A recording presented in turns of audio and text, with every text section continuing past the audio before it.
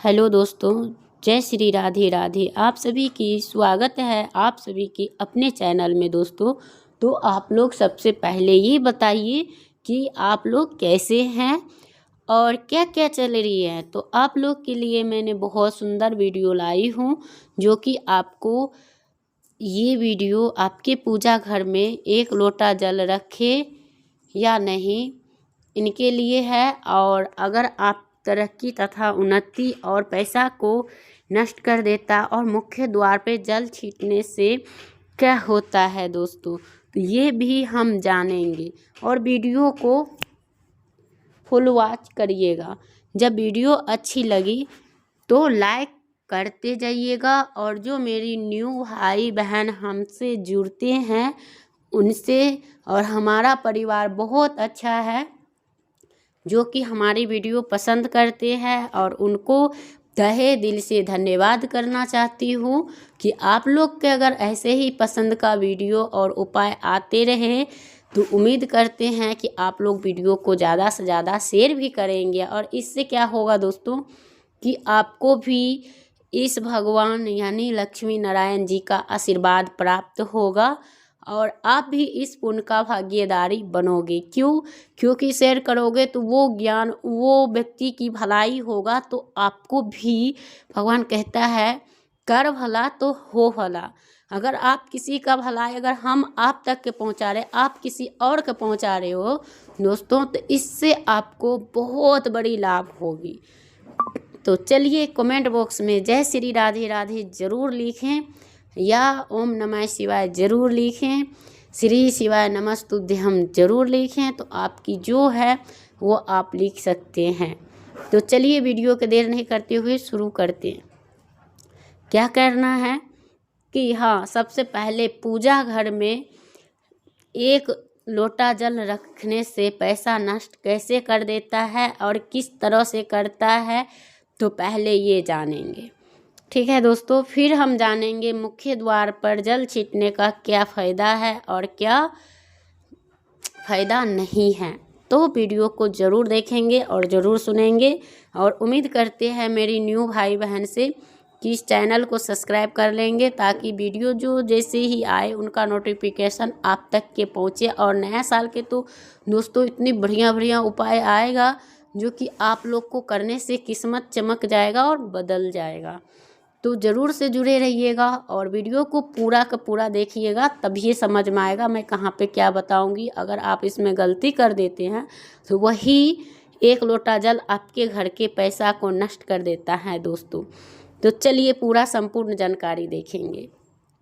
तो आपको क्या करना है, आपके जैसे पूजा वाले स्थल पे आप डेली, ये नहीं कि आप आज रखें फिर 2 दिन 4 दिन बाद रखें, फिर 2 दिन 4 दिन बाद फिर रखना बंद कर दिया, फिर रखे, उसका कोई फ़ायदा नहीं होता है दोस्तों। अगर आप कोई काम कर रहे हो सफलता प्राप्त करने के लिए, तो उसको जैसे कि आपको डेली नाश्ता होती है, चाय होती है, तो इसी तरह आपकी रूटीन बनाना। जैसे कि आपको पूजा करनी है, आपने ये प्रण ठान लिया हमने पूजा करना है तब कुछ खाना है, तो इसी तरह दोस्तों आपको ये भी इनका भी इसमें शामिल करना है। और आपको ये याद ज़रूर रखना है कि हाँ, हमें ये कार्य करना है तो करना है दोस्तों। अब वो कौन सा कार्य होगा, तो वही होगा जो कि आप लोग जानेंगे।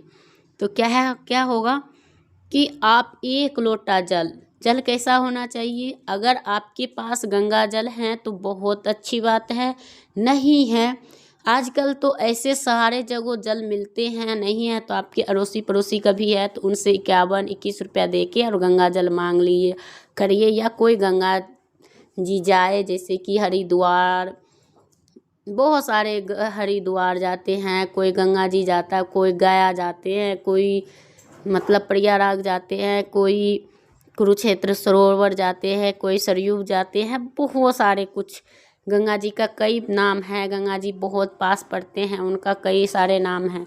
तो जिनके आसपास जो चीज़ मिलता है दोस्तों, तो उनके पास वो गंगा जी से ये जल लाएं और उन जल को ज़रूर रखना चाहिए घर में। गंगा जल सबसे बड़ा शुभता की प्रतीक तो होता है और हर एक घर में होनी चाहिए। ऐसा तो आजकल फ्लिपकार्ट, क्या कहते हैं, मीशो, अमेज़न सारे पे मिलता है दोस्तों, तो वहाँ से भी आप ऑर्डर कर सकते हो।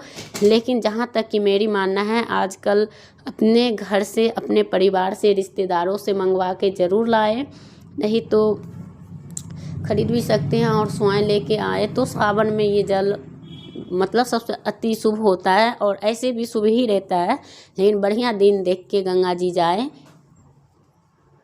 तो वही है। और उनके बाद तो वही करना चाहिए, और उनके बाद आपको ये करने से क्या होगा कि आपके लाभ होगी और धन में वृद्धि होगी।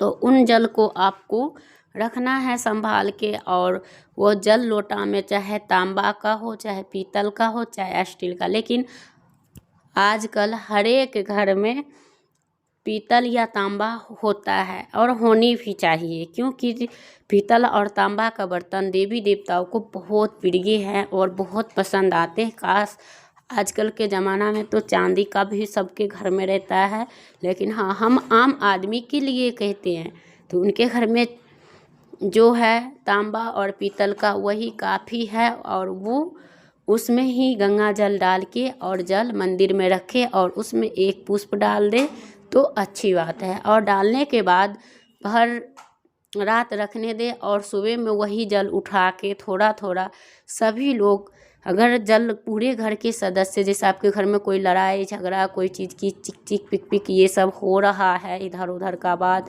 मन मुटाव, तनाव, सिर में दर्द, बहुत सारे काफ़ी टेंशन, बच्चे नहीं पढ़ते, तो उन जल को क्या करना है दोस्तों कि हाँ, तुलसी में नहीं डालना, कभी भी भूल से नहीं डालना है। और उन जल को पहले थोड़ा थोड़ा सभी लोग बांट के पी लीजिए, जितने सदस्य हैं, डेली रूटीन में शामिल करिए इन जल को, और फिर उनको सारे घर द्वार में, जितने सारे घर द्वार आपकी है, रूम सारे में छींट दीजिए। और जो जल थोड़ा मोड़ा अगर बच जाए तो उनको कोई ऐसे, जैसे कि कोई पेड़ पौधा पुष्प का हो, उनमें डाल दीजिए। ये नहीं कि शिवलिंग में, या ये नहीं कि बेलपत्र का पेड़ में, या समी का पौधा में, या केला का वृक्ष में, ऐसा चीज़ सब में नहीं डाले। पुष्प का कोई गमला हो तो उनमें उनको डाल दीजिए। ये हो गया।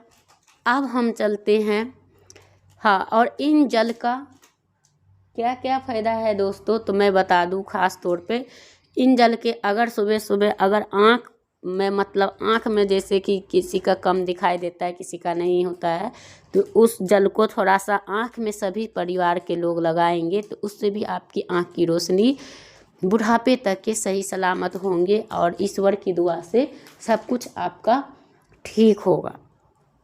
तो ये हो गया इनका फ़ायदा, तो आपने जान लिए। अब हम चलते हैं कि हाँ, मुख्य द्वार पे जल छींटने का क्या फल मिलता है, और वो जल कौन सा होना चाहिए जो हमें मुख्य द्वार पे छींटना है।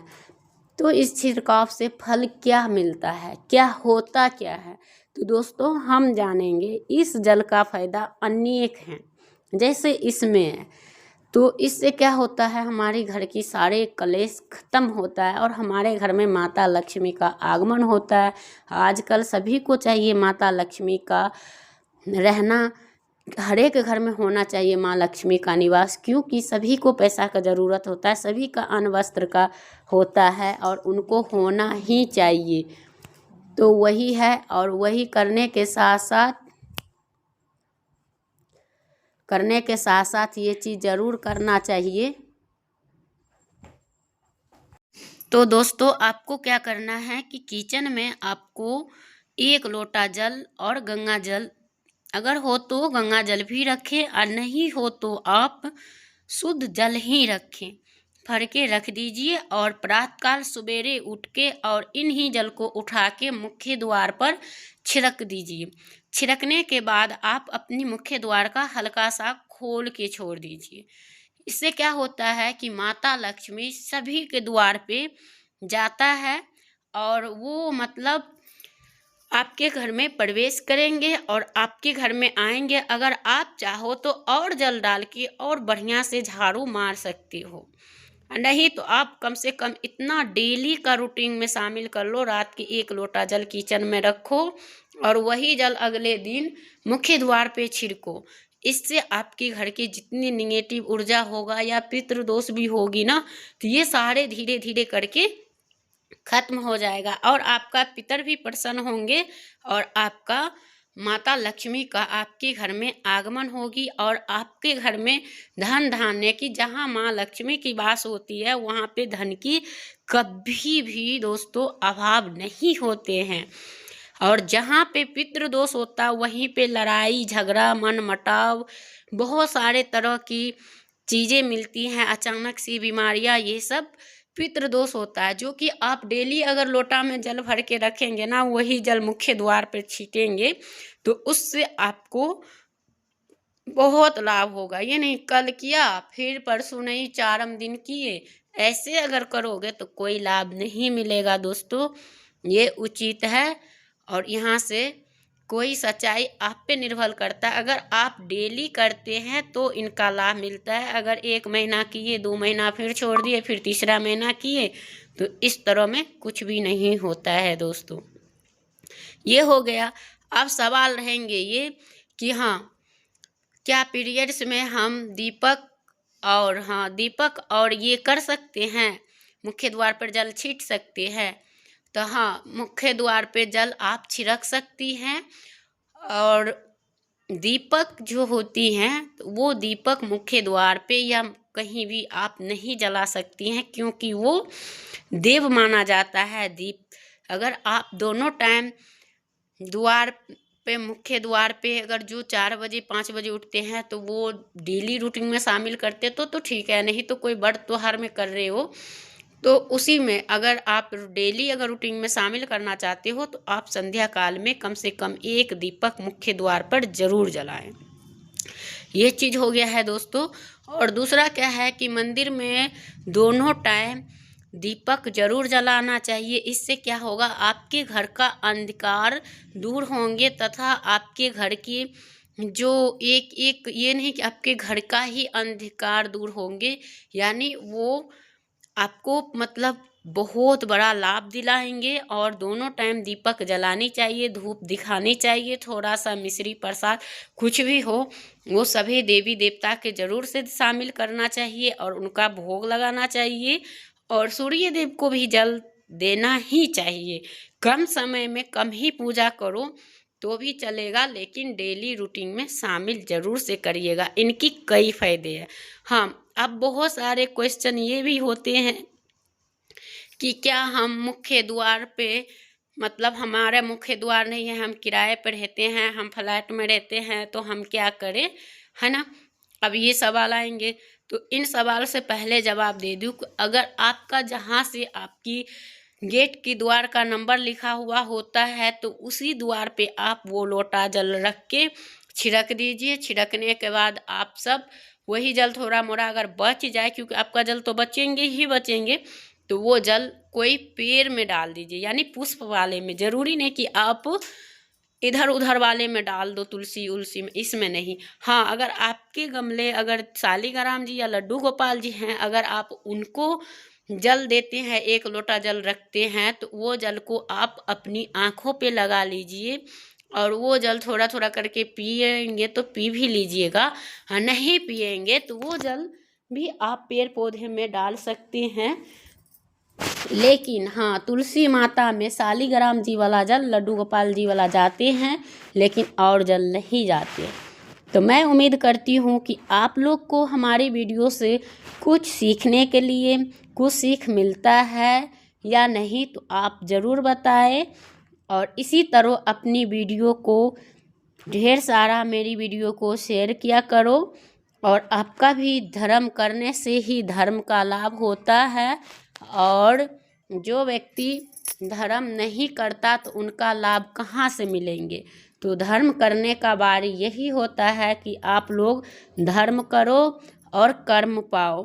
तो यही है कि अगर आप करेंगे किसी को भलाई तो भगवान आपको भी करेंगे। तो उम्मीद करती हूँ कि वीडियो को ज़्यादा से ज़्यादा शेयर किया करो और सभी में ये जानकारी बांटो। जो गलती कर रहे हैं वो ना हो, और वो जल जैसे कि आप लड्डू गोपाल जी के नहा लेते हैं, तुलसी जी में डाल देते हैं या कुछ करते हैं, तो ऐसा मत किया करिए, क्योंकि ये जल कोई पेड़ पौधा में डाल दो मगर उसमें ना दो, और उनमें कभी भी पैर नहीं लगना चाहिए। अगर शिवलिंग पे भी जल डाल रहे हो तो बहुत धीरे धीरे करके आराम आराम से डालिए, जो उनका छिट्टा ना उड़े। अगर उड़ते हैं और आप उन पे पैर रखते हो फिर आपको दोष लगता है। या आप सूर्य देव की जल दे रहे हैं तो आप अच्छे गमले में डालो ताकि पानी ना बाहर आए। तो दोस्तों वीडियो करूँगी एंड